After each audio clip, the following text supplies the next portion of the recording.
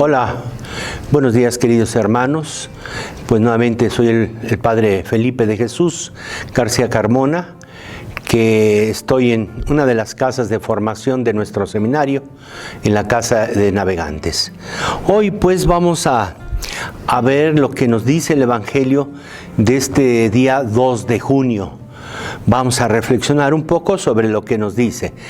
Vamos pues a leer el Evangelio de San Marcos, capítulo 12, versículos del 18 al 27.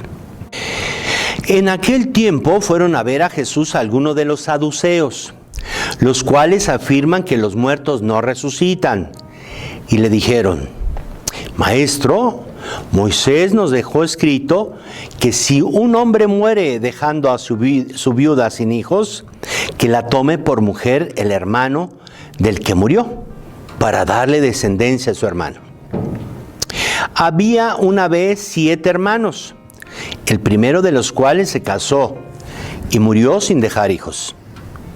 El segundo se casó con la viuda y murió también sin dejar hijos. Lo mismo el tercero. Los 7 se casaron con ella y ninguno de ellos dejó descendencia. Por último, después de todos, murió también la mujer. El día de la resurrección, cuando resuciten de entre los muertos, ¿de cuál de los 7 será mujer? Porque fue mujer de los 7. Jesús le contestó: están en un error porque no entienden las Escrituras ni el poder de Dios. Pues cuando resuciten de entre los muertos, ni los hombres tendrán mujer, ni las mujeres marido, sino que serán como ángeles del cielo. Y en cuanto al hecho de que los muertos resucitan, ¿acaso no han leído en el libro de Moisés aquel pasaje de la zarza en que Dios les dijo: Yo soy el Dios de Abraham, el Dios de Isaac, el Dios de Jacob? Dios no es Dios de muertos, sino de vivos. Están pues muy equivocados. Palabra del Señor. Bien, hermanos, pues vamos a iniciar nuestra reflexión, pues hablando un poco de quiénes eran los saduceos. Esto es importante que los sepamos.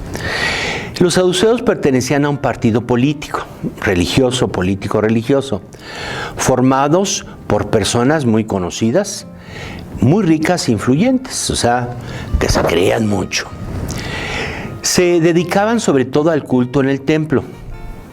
Eran contrario a lo que decían los escribas y los fariseos, que eran otros grupos que se creían mucho por saber mucho de Dios, pero que el problema de los saduceos, fariseos, etcétera, eran que utilizaban las cosas de Dios, ¿verdad?, para humillar, sobre todo para obtener dinero, para quitarle a la gente lo que poseían. Eran tachados como oportunistas. En cuanto a la doctrina, rechazaban la inmortalidad del alma, premio castigo personales, la resurrección, claro, y también negaban la presencia de los ángeles y de los espíritus.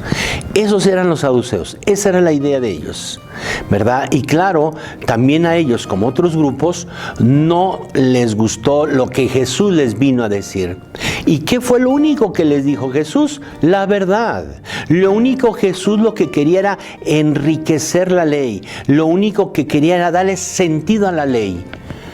Porque vivían solamente por vivirla, sin interiorizar, sin que saliera de su corazón, solamente de su mente. Se acercan pues estos hombres a Jesús, ¿verdad? Fíjense qué hipocresía, en un tono adulador. Saben mantener la distancia con supuestos argumentos sólidos, lo que está escrito en el Pentateuco. Saben atacar y apuntan al ridículo. ¡Qué gente tan terrible!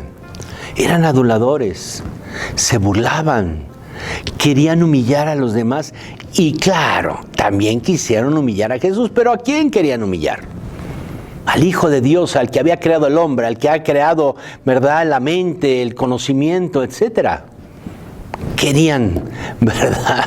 Querían hacerle sentir mal a Jesús y ponerlo en contra, ¿verdad? Pero eso recuerden, ¿verdad? Ellos casi solamente aceptaban los libros del Pentateuco, los 5 libros primeros de la Biblia, ¿verdad? Muy bien. Le preguntan qué se hace en la relación a una ley que hacía muchos siglos y que ya casi no se utilizaba en aquel entonces de Jesús. Esa ley se llamaba del levirato. Levirato. La palabra levirato viene de una palabra latina, levir, que significa cuñado.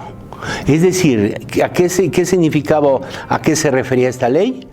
A que si un hermano se casaba con una mujer y moría sin que tuviera hijos, el siguiente hermano tenía el derecho de casarse con la viuda, ¿verdad? Y pues esa era la ley, ¿verdad? Bueno.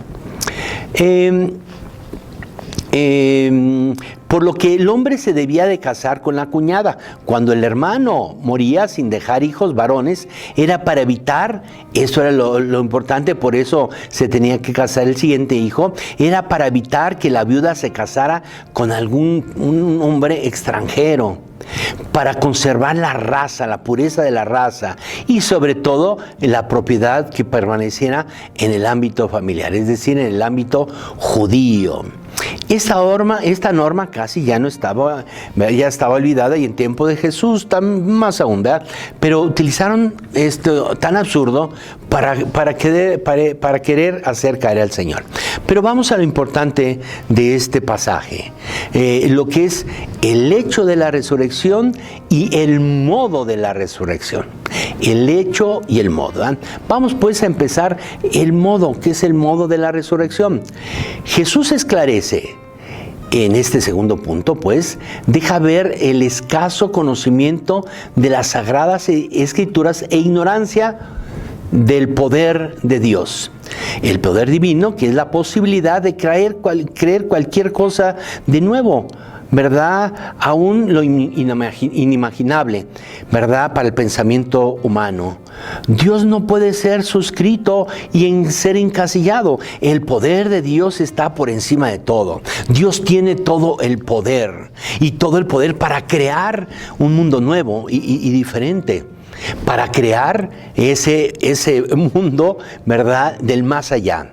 Y luego, pues, acerca del hecho de la resurrección, Jesús ofrece una demostración, ¿verdad?, insólita.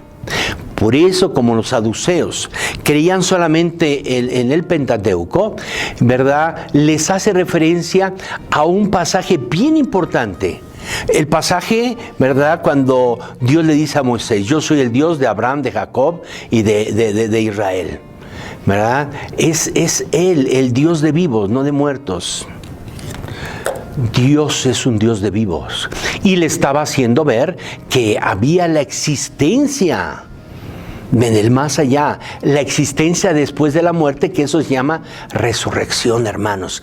Pues bien, hermanos, ojalá que el Señor nos conceda la gracia de conocer e interpretar la palabra de Dios, para realmente vivirla, no solamente para que, ¿verdad?, como nuestros hermanos protestantes que solamente la utilizan para querernos engañar y para hacernos caer. No, la palabra de Dios es para vivirla y disfrutar de la vida que Dios nos dio. Pues muchísimas gracias, que pasen un día muy bien, muy bonito y que nuestra Madre les acompañe. Y la bendición de Dios Todopoderoso, Padre, Hijo, Espíritu Santo, descienda sobre ustedes. Amén.